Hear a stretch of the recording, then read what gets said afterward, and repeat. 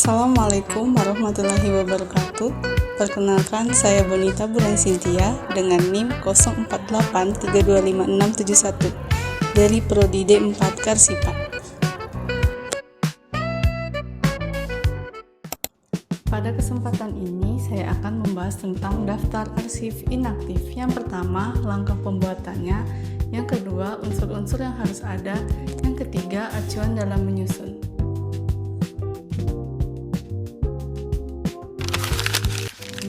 Menurut Undang-Undang Nomor 43 Tahun 2009 tentang Kearsipan, Pasal 1 Ayat 6, arsip inaktif adalah arsip yang penggunaannya sudah menurun, tetapi masih memiliki nilai guna tertentu, baik secara hukum, keuangan atau administrasi, maupun historis.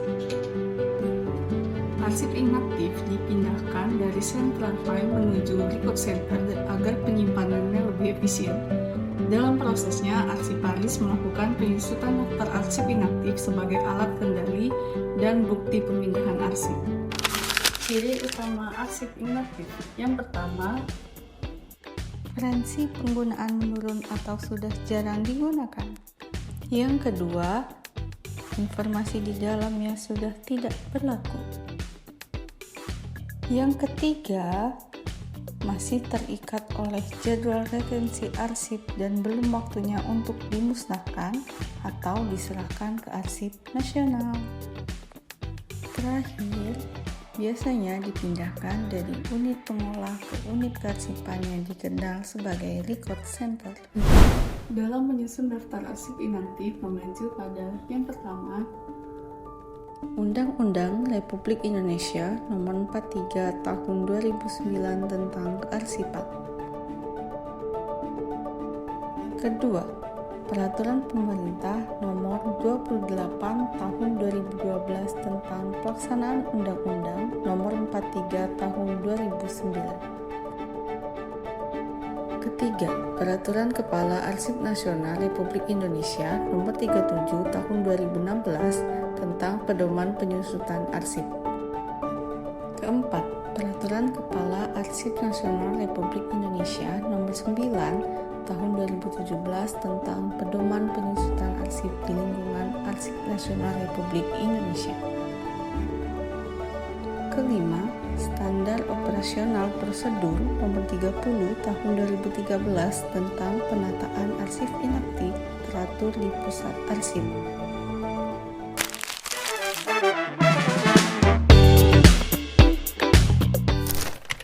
Pertama, identifikasi arsip dilakukan untuk mengenali arsip aktif yang sudah jarang digunakan dan dapat dipindahkan menjadi arsip inaktif berdasarkan nilai guna serta masa retensinya. Selanjutnya, seleksi atau penyisihan arsip memisahkan arsip yang masih sering digunakan dari arsip yang jarang digunakan sesuai jadwal retensi arsip yang berlaku. Dan penilaian nilai guna arsip menentukan apakah arsip masih memiliki nilai administratif, hukum, keuangan, ilmiah, atau histori yang perlu disimpan lebih lanjut. Pembuatan daftar arsip inaktif mencatat seluruh arsip yang telah diseleksi dalam daftar khusus yang berisi nomor arsip, kode klarifikasi, uraian informasi arsip, kurun waktu, jumlah, tingkat pengembangan, nomor box, lokasi simpan, retensi, dan keterangan. Pemberkasan arsip inaktif menyusun arsip ke dalam map atau folder sesuai sistem klarifikasi agar tertera rapi dan mudah ditemukan kembali. Pemberian label dan kode arsip menandai setiap berkas dengan label berisi kode klasifikasi, tahun, dan uraian singkat untuk memudahkan penemuan kembali. Penataan arsip inaktif menempatkan arsip yang sudah diberkaskan ke dalam box atau rak di ruang penyimpanan arsip inaktif dengan memperhatikan sistem penataan dan kondisi ruangan.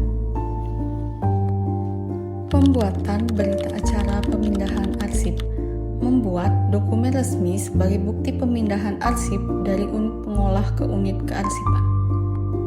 Pencatatan dalam register arsip inaktif mencatat seluruh arsip yang telah dipindahkan ke dalam register atau sistem pencatatan, baik manual maupun elektronik. Pemeliharaan dan pengawasan arsip inaktif menjaga keamanan, keutuhan, dan kondisi fisik arsip agar tidak rusak atau hilang selama masa penyimpanan.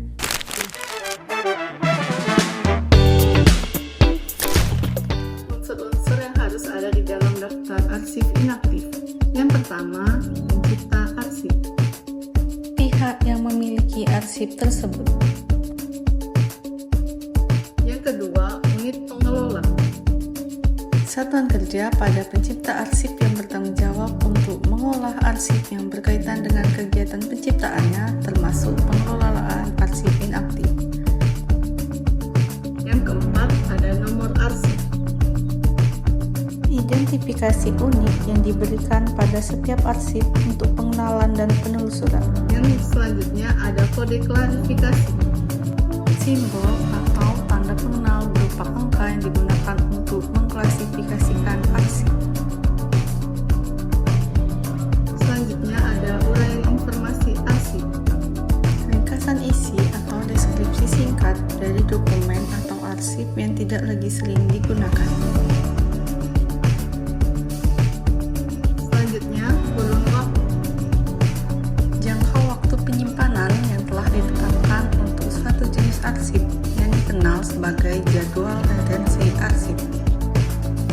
Selanjutnya, jumlah fisik dari arsip yang disimpan yang dicatat sebagai salah satu item informasi penting dalam daftar arsip inaktif seperti yang tercantum dalam peraturan arsip. Selanjutnya, tingkat perkembangan. Status atau kondisi fisik arsip pada saat didaftarkan atau diserahkan, bukan pada tahap daur hidup arsip itu sendiri. Selanjutnya, nomor box. Identifikasi unik atau nomor unik yang diberikan pada setiap box penyimpanan arsip inaktif untuk tujuan penataan dan penemuan arsip secara sistematis. Selanjutnya, lokasi simpan. Informasi rinci mengenai tempat penyimpanan fisik arsip tersebut. Informasi ini sangat penting untuk memudahkan pencarian dan penemuan kembali arsip yang frekuensi penggunaannya sudah menurun. Selanjutnya, retensi. Jangka waktu simpan minimal suatu jenis arsip pada unit arsip. Selanjutnya, keterangan. Bagian yang berisi informasi tambahan atau catatan penting terkait status dan kondisi arsip. Demikianlah penjelasan saya tentang daftar arsip inaktif. Wassalamualaikum warahmatullahi wabarakatuh.